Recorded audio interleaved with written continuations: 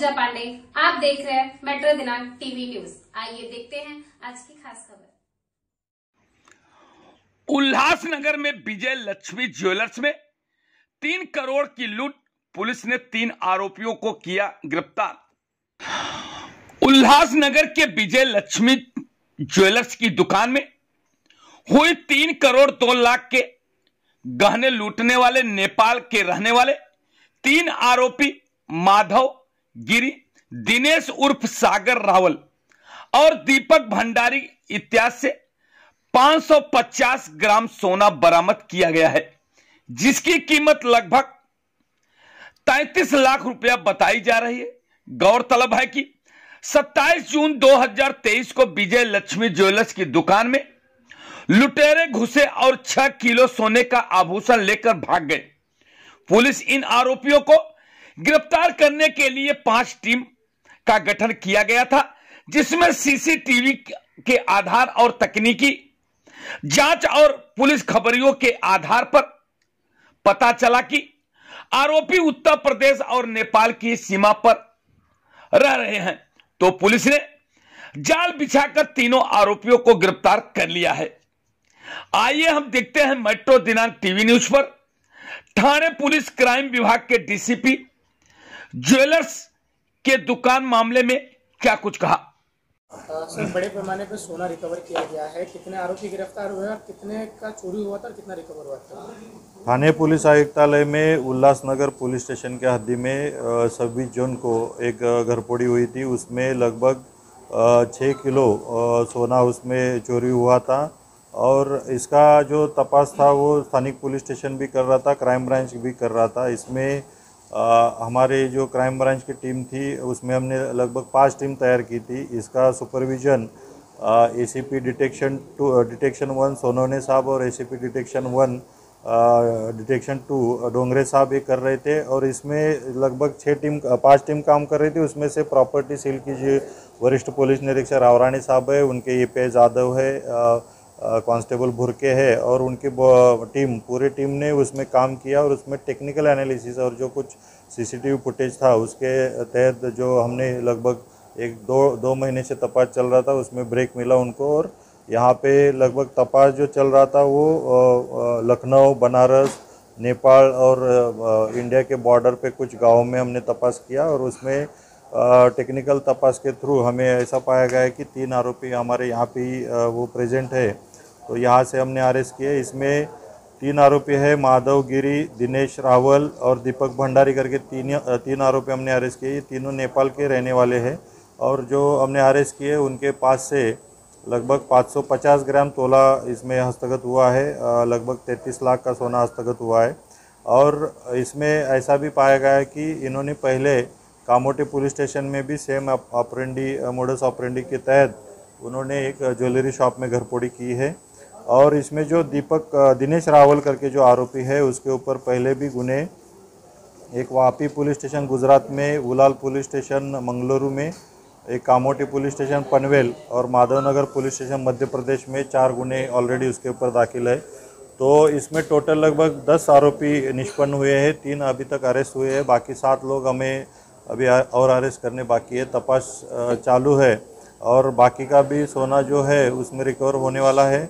ये आरोपी जैसे ही अरेस्ट होते हैं उनके पास से हम रिकवर करने वाले हैं। तो एक बहुत ही अच्छा डिटेक्शन हमारे प्रॉपर्टी सेल क्राइम ब्रांच ने किया है और इसमें आगे जाके भी जो आरोपी हम अरेस्ट करने वाले हैं उसके पास से ये बाकी का सोना भी उसमें बरामद होगा। सर, 3.25 करोड़ के लगभग जो है मुद्देमाल जो चोरी हुआ उसमें से कितना अब तक रिकवर हो चुका है और आने वाले समय में कितने आरोपी इसमें गिरफ्तार होंगे और क्या ग्रुप हो सकता है और क्या उनको ऑपरेट हो सकता है? इसमें लगभग 6 किलो सोना चोरी हुआ था और उसमें लगभग हमने 550 ग्राम उसमें हमने बरामद किया है, मतलब 55 तोला।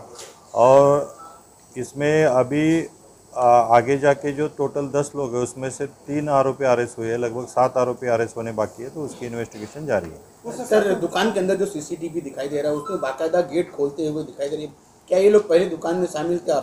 रबाले का जो मामला है वो बगल में दुकान है, लोग भाड़े पे लेते थे, इस तरह से वो लोग चोरी करते थे। निश्चित रूप से ये जो गुनाह है उसमें मोडस ऑपरेंडी ऐसी पाई गई कि इन्होंने वहाँ पे वॉचमैन करके काम कर रहे थे, ज्वेलरी शॉप में, और वहाँ पे उन्होंने पूरा दुकान बंद कब होता है, ऑफ कब होता है, वीकली ऑफ, और वहाँ पे कितने सीसीटीवी फुटेज है, और ये पूरा रेकी करके, पूरा ऑब्जर्वेशन करके उन्होंने जब दुकान बंद दूसरे दिन होने वाला था वो पहले रात में उन्होंने किया, ताकि उनको पता न चले मालिक को और वो लेट पुलिस को अप्रोच हो। एक दिन लेट पुलिस स्टेशन में आए, उसके बाद गुना दाखिल हुआ। तब तक ये लोग महाराष्ट्र से लगभग यूपी, दिल्ली यहाँ पे बाहर निकल गए थे। फिर भी डिफ़िकल्ट इन्वेस्टिगेशन था, फिर भी जो प्रॉपर्टी सेल और उनकी टीम ने जो पूरा काम किया है, बहुत ही अच्छी तरीके से इसमें आरोपी अरेस्ट किए और रिकवरी की है। आगे जाके भी उसमें आरोपी अरेस्ट हो जाए। सर, जो उसको दुकान में बड़े बड़े सिलेंडर लेके गए, गैस कटर लेके गए, काफ़ी वजन होते हैं, वो किस प्रकार लेके गए थे? ये बहुत दिन से उनकी प्लानिंग चल रही थी। जो हमने इन्वेस्टिगेशन किया उसमें से कुछ आरोपी, उन्होंने जो सिलेंडर था वो पहले परचेस किया, फिर उधर वो ऊपर ही रहते थे, वहाँ पे उन्होंने डंप किया, और वहाँ पे बाद में उन्होंने वो जब घरपोड़े एक्चुअली जिस दिन हुए वहाँ पे उन्होंने कटर यूज़ करके वहाँ पे कट करके वहाँ से ज्वेलरी का जो शॉप है उसमें थेफ्ट की है। तो बहुत दिनों से प्लानिंग करके इन्होंने ये किया है। सर, अनेक राज्यों से लोग जो है काम करने मुंबई और ठाणे और इन राज्यों में आते हैं, बड़ा बनने की जल्दी कोशिश करते हैं, इसी तरह गुनाहों में शामिल हो जाते हैं। उन लोगों को आपके माध्यम से क्या बनेगा? निश्चित रूप से कोई भी आप गुनाह करोगे तो उसमें 100% उसमें पकड़े जाना ही है और आगे जाके उसमें पनिशमेंट होना ही है। तो ये जो बाहर से आते हैं ऐसा नहीं है, कहाँ के भी हो सकते हैं। ये पर्टिकुलर मेंटेलिटी रहती है, कम दिनों में ज़्यादा पैसा मिलना। ये यहाँ के भी लोग हो सकते हैं, बाहर के भी लोग हो सकते हैं। तो सब ने जो कुछ है यहाँ पे जो काम मिलता है वो काम के माध्यम से पैसा मिलना, ये इम्पोर्टेंट है, ना कि कोई चोरी करके और कुछ शॉर्टकट करके कोई ये पैसा मिलता है वो मिलना ही नहीं है आपको। तो मेरा सोच ऐसा है कि इसमें प्रॉपरली हम काम करके जो पैसा कमाते वही हमें हमारे इसके लिए काफ़ी है। तो इसमें हम कोई भी बाहर के लोगों के ऊपर ब्लेम नहीं कर सकते। ये पर्टिकुलर मेंटेलिटी रहती है या ह्यूमन बीइंग की या आम आदमी की कि शॉर्टकट में पैसा मिले, तो हर एक के लिए वही लागू होता है। सर, नेपाल में जाना, नेपाल से आरोपियों को पकड़ना कितना कठिन होता है? आरआब के अधिकारियों और कर्मचारियों ने कड़ी मेहनत करी, और बाकी आरोपी भी नेपाल में, उनको किस तरह से लाया जाएगा? हमने अभी तक कभी भी नहीं बोला कि हमने नेपाल से आरोपी अरेस्ट किए हैं। जो आरोपी अरेस्ट किए ये यहाँ से ही अरेस्ट किए गए हैं, और जो कुछ आरोपी कहाँ से भी हो हम उनका जो है लोकेशन लेके हमने प्रॉपर अरेस्ट करना है। और आगे जाके भी जो 7 आरोपी है वो कहाँ पे है पता नहीं है, लेकिन जो इन्वेस्टिगेशन होगा, जो टेक्निकल इन्वेस्टिगेशन होगा उसके हिसाब से हम वहाँ से अरेस्ट करें। कितने दिन की इनको पुलिस कस्टडी में होते हैं? जो सिक्योरिटी पर्सन होते हैं उनका पुलिस वेरिफिकेशन नहीं होता, इसलिए हादसे होते हैं। निश्चित रूप से मैं जो ज्वेलरी शॉप है उनको एक मैसेज देना चाहता हूँ। ज्वेलरी शॉप हो या कोई भी शॉप हो या सोसाइटीज़ हो, जो कोई बंदा हम वॉचमैन करके रख रहे हैं तो उसका पुलिस वेरिफिकेशन होना ज़रूरी है, क्योंकि अभी जो मोडस ऑपरेंडी चल रही है ऐसी है कि वो वॉचमैन करके रहते हैं, वहाँ पे ऑब्ज़र्व करते हैं, वहाँ पे कौन से घर में कौन एब्सेंट है, कौन छुट्टी पे जाता है। ज्वेलरी शॉप में भी ऐसा ही रेकी करते हैं और वहाँ पे ये करते हैं, चोरी करते हैं। तो हर एक जन ने, जो सोसाइटीज़ है, housing societies, jewellery shop particularly, सब ज्वेलरी शॉप के ओनर को मेरा इसमें एक मैसेज है कि आप लोग जो भी वॉचमैन रख रहे हो उसका पुलिस वेरिफिकेशन होना इम्पोर्टेंट है। उसको थोड़ा सा आपको परिश्रम लेना पड़ेगा, लेकिन ये बाकी चीज़ें आपकी जो बाकी आगे जाके जो इतना बड़ा घरपोड़ी या कोई चोरी होती है इससे हम बच सकते हैं। तो वेरिफिकेशन, पुलिस वेरिफिकेशन इम्पोर्टेंट है उसमें। सर, कितने दिन की पुलिस कस्टडी में? अभी जो आरोपी पकड़े गए हैं उनको 11 तारीख को हमने अरेस्ट किया था। 18 तारीख पहले पुलिस कस्टडी थी, अभी 22 तारीख तक, मतलब आज तक पुलिस कस्टडी है। अभी हम माननीय कोर्ट के सामने उनको पेश कर दें।